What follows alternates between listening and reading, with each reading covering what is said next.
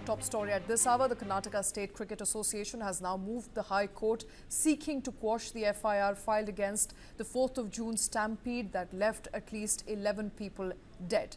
Now, KSCA President Raghuram Bhatt, Secretary A. Shankar and Treasurer E.S. Jairam, all named in the FIR, are the petitioners. They claim no role in either ticketing, gate control or crowd management, saying that the domain of RCB, it is their domain and it's the event partners' domain as well as that of DNA networks. Now, the FIR's alleges and they allege was filed under public pressure without any preliminary inquiry into the matter. They accuse authorities of trying to scapegoat KSCA to shield government officials and ministers from public anger. Now, KSCA says its role was limited to venue rentals as well as infrastructure, adding that they even awarded 5 lakh rupees ex gratia to the victims' families. The petition also notes that security requests were sent in advance to the police officials. The government has already ordered a judicial inquiry and suspended the said police officers. As interim relief, KSCA has sought a stay on all the FIRs and proceedings related to them. So that's the big breaking news coming in. The Karnataka State Cricket Association has moved the High Court seeking to quash the FIR filed against them. And breaking news further coming in on the show. The judges say no stay on investigation as far as the stampede case is concerned and the investigation into it. The AG representing the government says that the investigation is going on and we are not going to arrest without looking into the matter. Unlike other cases, this is a serious one. The additional Solicitor General says the court is going to look into it. In fact, the case is currently being looked into very aggressively by the government and an investigation will be carried out. No arrest will be made without an investigation. The court says it may halt any coercive action. AG says that they can move for anticipatory bail. The Chief Minister, in fact, has himself said that all should be arrested. This is what the counsel for petitioner told the court.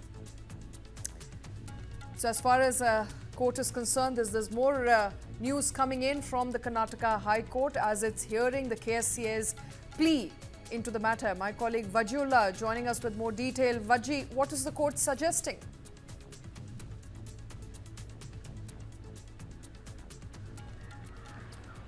Well, the proceedings are going on as we speak. It was delayed by close to 40 minutes. It was supposed to start at 2:30. But it started at 4 o'clock, I believe. So far, from what we've learnt is that there was this argument in the court with regards to how Shyam Sundar, who's a senior advocate, had said that this case should be squashed when the AG said that let's wait for the proceeding to happen and we'll get to know. After which the judge also maintained that he will not put a stay in on the case any which ways. Let the investigation see, but he will see what kind of protection can be provided. The KSC officials have put this petition with the idea that they need protection with regards to how the proceedings have been going on and the arrests that have been happening to the KSCA officers, and that is why this writ petition was filed by the 3 persons from the KSCA. One was the chairperson, Mr. Bhatt, then Mr. A. Shankar, who we also confronted, and the treasurer of the KSA. They had filed this petition asking for protection from this, but the court so far has said that they will not put a stay on it. It has also gone on to say that the KSA lawyers also argued that the police are doing unnecessary arrest in this matter. The Nikhil Solase arrest happened from the airport at 4:30 when he was with his kids. And the KSCA lawyer has also given an explosive statement saying that all these arrests happened was carried on under the instructions of the Chief Minister, Mr. Siddaramaiah. And that is why they believe that they've been made the scapegoat. And now new FIRs have also been fined is another argument that they have put across the court. So we are monitoring the developments that are coming in as in when from our colleague who's inside the court. But so far, this is what has happened at the court, Shweta. All right, more information coming in as far as court proceedings is concerned, but it does look like the court is taking a serious view of it. In fact, Justice S.R. Krishnakumar has asked the government if magisterial inquiry, judicial inquiry and CID inquiries are still underway. The AG has argued that there are separate proceedings going on. The petition was filed before the High Court within 24 hours, and the judge is making it very clear that they will not stay the investigation, and the investigation will in fact continue. Now, this is of course the petition currently being heard, where Karnataka Cricket Association is asking that there should be some sort of a relief for them. It looks like Karnataka State Cricket Association and the relief that they have sought in the FIR is not likely to come through any time soon. Vaji will continue tracking these details for us. Thank you very much, Vajula, for joining us on the show. Moving on now, trouble is brewing for Chief Minister in Karnataka and his inner circle. Karnataka Chief Minister has cracked the whip, removing K. Govind Raju from the post of political secretary. Sources say that the Chief Minister is furious over the conduct of his political secretaries. Govind Raju, a sitting MLC and president of the Olympic Association, played a key role in the controversial cricket event held yesterday. The buzz is that the government ended up dancing to the tune of Cricket Association's tune, and Govind Raju is being held responsible. The move signals unease within the Chief Minister's camp, and as the more heads roll, more political blame game is likely to play out. My colleague Vajula continues to be with us. Vaji, it does look like Karnataka government, the Chief Minister himself, is now looking into his inner circle, trying to identify where the lapses were.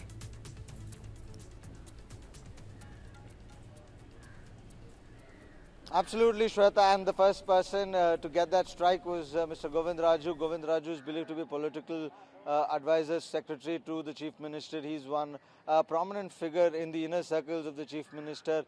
You'll always see him around the Chief Minister every time there is a function, and he's also involved in the Department of Sports because he's also been the international secretary for basketball, I suppose, and he's also the Olympic Association president.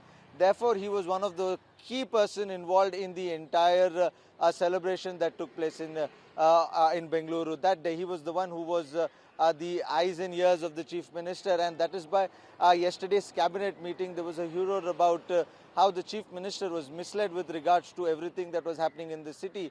And it was the ministers who were there at the cabinet meeting pointed it out, saying that the advices and everything that you were getting from Mr. Govind Raju was not accurate enough for you to take any decision, and that is why the catastrophe that we saw yesterday in Karnataka is one way or the other a reason for that, and that is why the first strike that the Chief Minister has done within his inner circle has been of Mr. Govind Raju, the political secretary.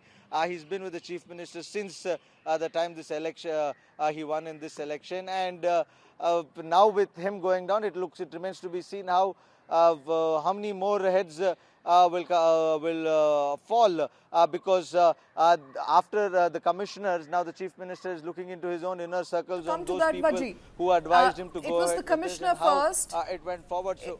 Right. It was the commissioner first, and now it's the political secretary. It does look like, Karnataka government at this point in time is looking inward as to who was responsible for giving permissions, why was it given in such a haste, and why did senior ministers ended up dancing to the tune of, the organizers? Why did they give that permission? Why was that felicitation ceremony, allowed to happen in the first place, and who was responsible for it?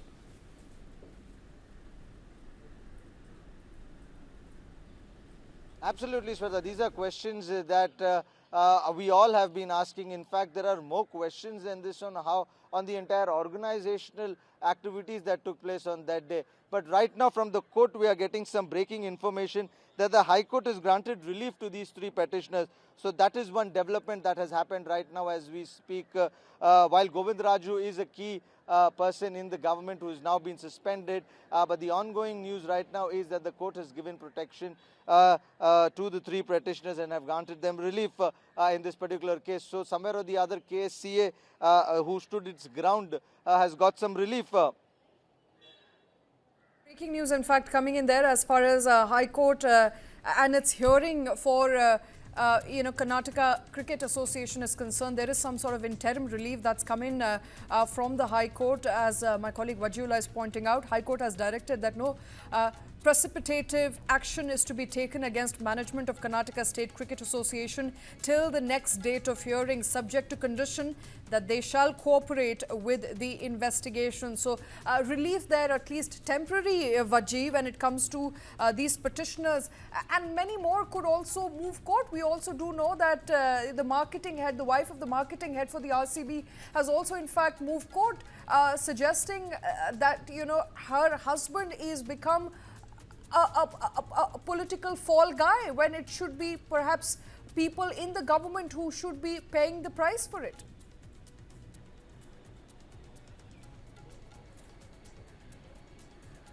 Absolutely, Shweta. The wife of Nikhil has also gone approached the court with regards to his arrest. She's alleged that at 4:30 in the morning he was arrested in front of his child at the airport, and they have made him one of the fall guys for the entire fiasco that took place at Chinnaswamy Stadium and the Vidhan Sabha.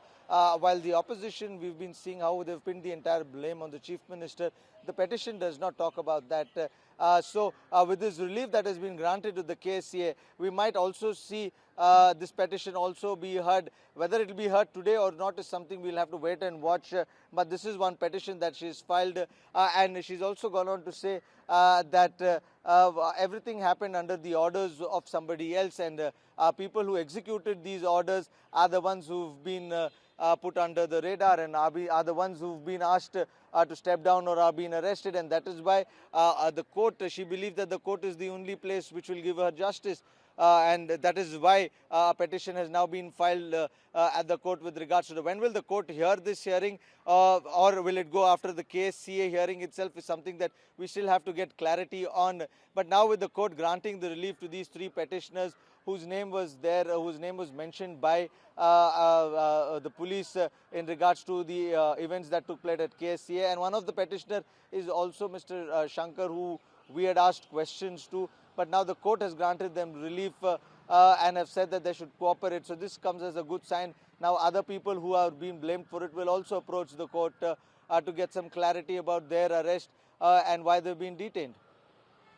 Right. In fact, as we speak, there is a lot more coming in from the court that we are hearing. The judges, of course, the court is suggesting that even if if you argue, I cannot pass an order today, what has got the suspension of the police officers got nothing to do with the FIR. There is an FIR. Once an FIR is registered, there is power of arrest. You will have to show arrest is illegal. So the petitioners, of course, trying to argue further in the court, but the court is now hearing the pleas moved by the Royal Challengers Bengaluru's marketing and revenue head Nikhil Sosale against his arrest. So Nikhil Sosale's wife is currently in court. The court is hearing that plea, and what we are hearing is that the court is not likely there to give some sort of relief to Nikhil Sosale is concerned. I mean, we'll of course wait what comes out of court finally, but these are some of the preliminary arguments which are being made. So after giving relief to at least Karnataka State Cricket Association,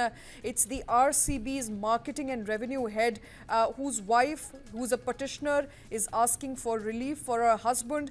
We don't know if it will come through or not, but how the case is unfolding as we speak, the High Court is now hearing various petitions for the coercive actions or against coercive actions that could be taken against some of these people who found themselves in the center of the controversy after that massive stampede broke, killing at least 11 people so far. 75 are injured in Bengaluru. It's becoming a political headache for the Siddaramaiah government, clearly, but it's also a liability now for various people who are and could find themselves in the line of fire when it comes to holding those responsible for that stampede. Vajula continues to track all these details. Vaji, this is going to be a long drawn process. It's going to be a process that will take some time, but the High Court there continuing to hear various petitions which have been filed, hoping that there'll be no coercive action taken,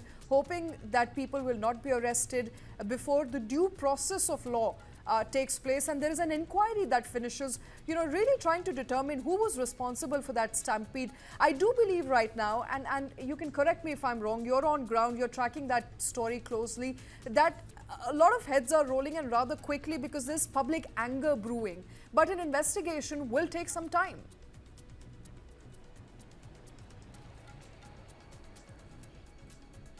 Absolutely, Shreya. Some can say that this could be knee-jerk reactions of the government with regards to how they've suspended the police officer, then a crackdown on its inner circle. But these were something that the government believes has to be done because though the government has taken the blame on themselves with regards to everything that went wrong during the celebrations, but somebody has to be held accountable for this. And most of them, especially the opposition leaders who did a press conference today, have clearly said that the Chief Minister has made the Commissioner of the Police as the scapegoat, and the police suspensions that have happened last night is a result of that. They wanted to pin the blame on somebody, and the closest person that they could get to put this blame was the police officers. So you are seeing this happening. But if we talk about the investigation, a magisterial probe was ordered on the day when the incident happened. The Chief Minister spoke about, and he said that an inquiry will be done. Yesterday, a judicial inquiry after the cabinet meeting.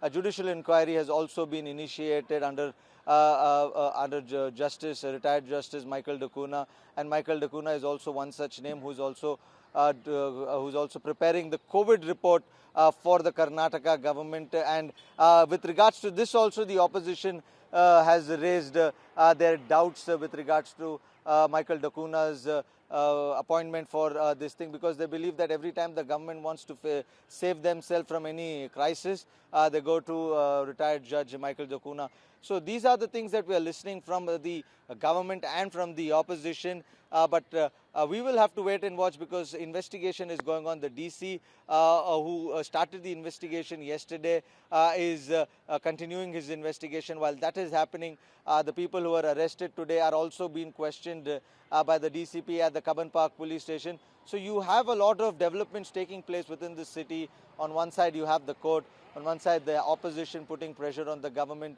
on the other side you have suspensions taking place of inner circles and of police officers, and then you have arrests that are happening. So it is a jam-packed day in Bengaluru. Stay with us, Vajji. In fact, more breaking news is coming in on the show. Another FIR, we're given to understand, has been filed in the stampede case. A complaint from an injured victim has resulted in an FIR being filed against RCB.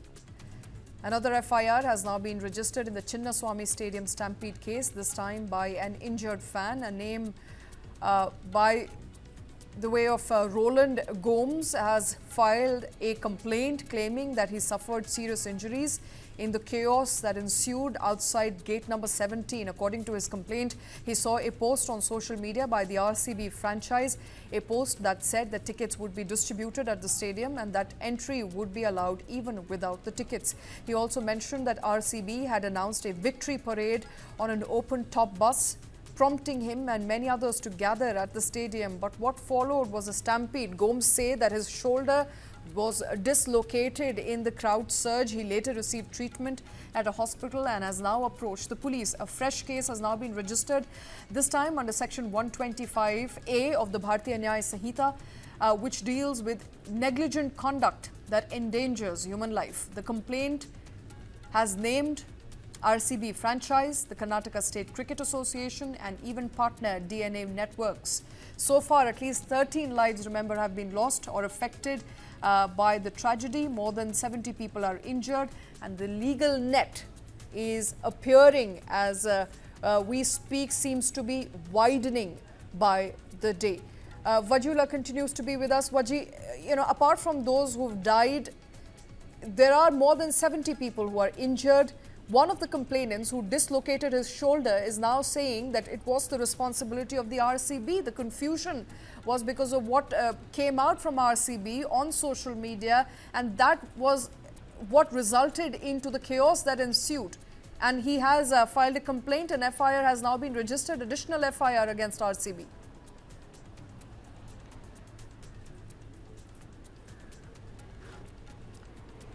Yes, this is another complaint that has been filed, and the complainant reiterating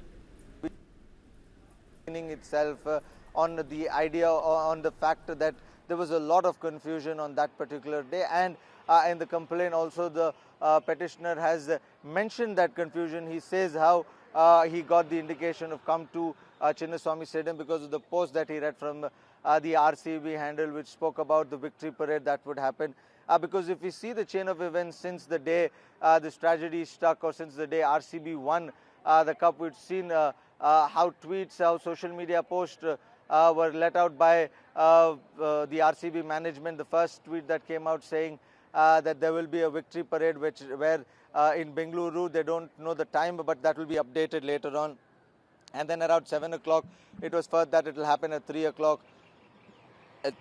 And then a later post said that it will happen at 5 o'clock. So all these messages from the RCB Twitter handles and the social media handles was one of the ways in which information got through to the fans, which led to so many people thronging into to Bengaluru, and after which the lack of management that took place at the KSCA and a little bit outside Vidhan Sabha, because the DNA, the organizing partners, were not able to get the tickets in line. They were not able to organize so many people that were there. KSCA themselves were helpless at the gates.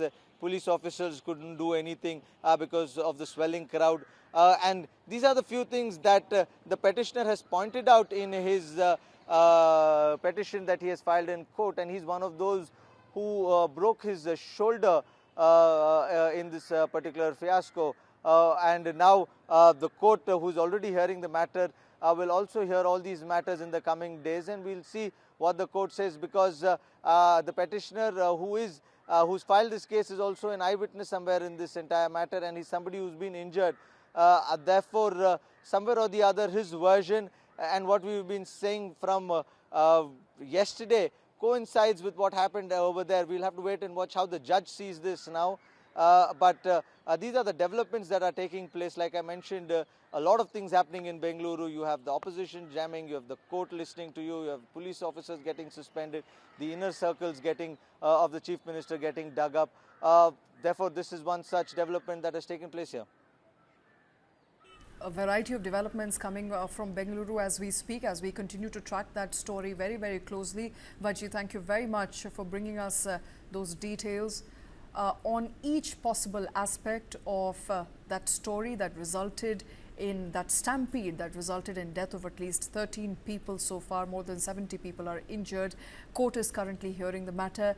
Petitioners have moved court. There is a plethora of information that is coming as far as Karnataka government and High Court's action on those who are responsible for that event is concerned. But moving on now, a new video has emerged shedding light on the horrifying moments of the stampede incident at gate number 19 of the Bengaluru's Chinnaswamy Stadium during the RCB's victory parade. The footage shows terrifying scenes where people fell and were trampled as crowds surged forward. Deputy Commissioner of Police can be seen making desperate efforts to rescue those who had fallen to the ground.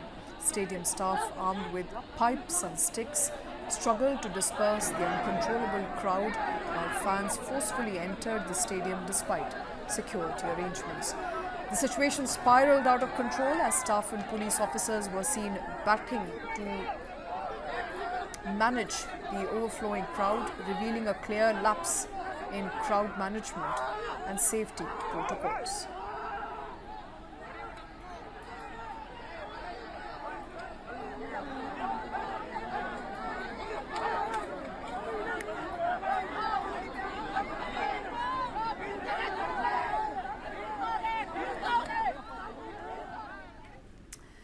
And shifting focus now, Starlink has got a license for SATCOM services in India. Elon Musk's Starlink has got license for SATCOM services in India. According to sources, Starlink is the third company to secure the license from Department of Telecommunication. DOT sources confirm that Starlink has indeed received a license and said they will be granted trial spectrum within 15 to 20 days of applying for it. All right, breaking news coming in there. As far as satellite communication services from Starlink is concerned, we are given to understand Starlink has got a license in India. Elon Musk's Starlink has got a license from the Department of Telecommunications. The DOT sources have confirmed that Starlink has indeed received a license and said that they will be granted a trial spectrum within 15 to 20 days. All right, my colleague Karthik Malhotra joining us with more details. Karthik, Starlink's entry is now imminent.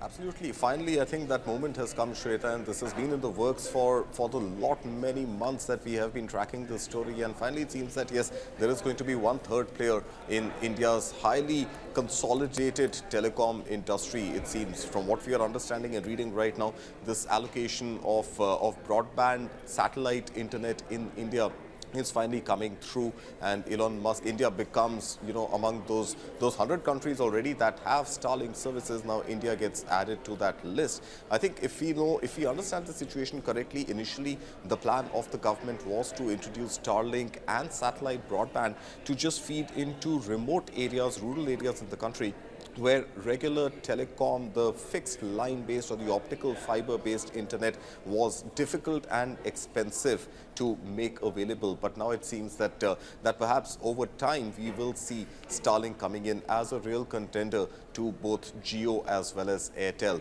Remember, for as long as maybe the last 4 or 5 years, ever since Vodafone merged with Vodafone Idea and overall its debt converted into equity for the government, it hasn't really been able to keep pace with the rapid evolution of 5G, which is the mainstay of the telecom sector right now. It hasn't also been able to diversify beyond cellular communication into fixed line broadband services. And it looks like now with Starlink coming, there are going to be these 3 major players: Bharti Airtel, Reliance Jio, and Elon Musk's SpaceX-operated Starlink, which will begin to now soon start offering services in India. All right. And I have to ask you, I think all eyes will also be on the price point that Starlink is likely to offer. What are we picking up as far as prices is concerned? A lot of news item there. It could be cheaper for India, given that it wants to really break grounds in India. Could that be something that Starlink could offer? Perhaps cheaper access to satellite internet?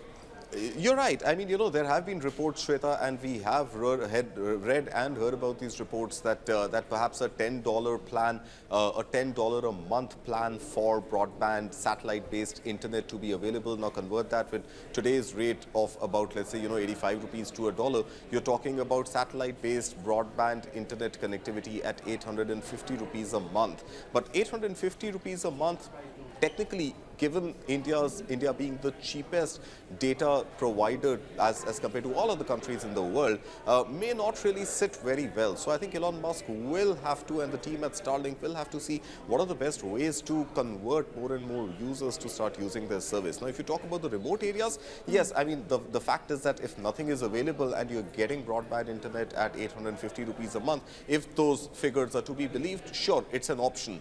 But to penetrate into the rural and the urban markets where you already have deep penetration of Reliance Jio and Bharti Airtel, I think 850 rupees is still comparatively a little steep, because you get a regular broadband connection with a router with a one-time installation fee for almost the same amount. But what telcos are doing already in India is that they are bundling a lot of other subscriptions, OTT subscriptions, landlines, what have you, into that plan. But pure play, just broadband at 850 rupees, if it gets introduced at that rate, is still going to be a little more expensive. Now, the point is Elon Musk really looking at getting deep into every user in the country, being a potential target customer going forward? Or is the service going to be very, very focused on, let's say, just a few areas in the country where the need for satellite-based broadband connectivity is high?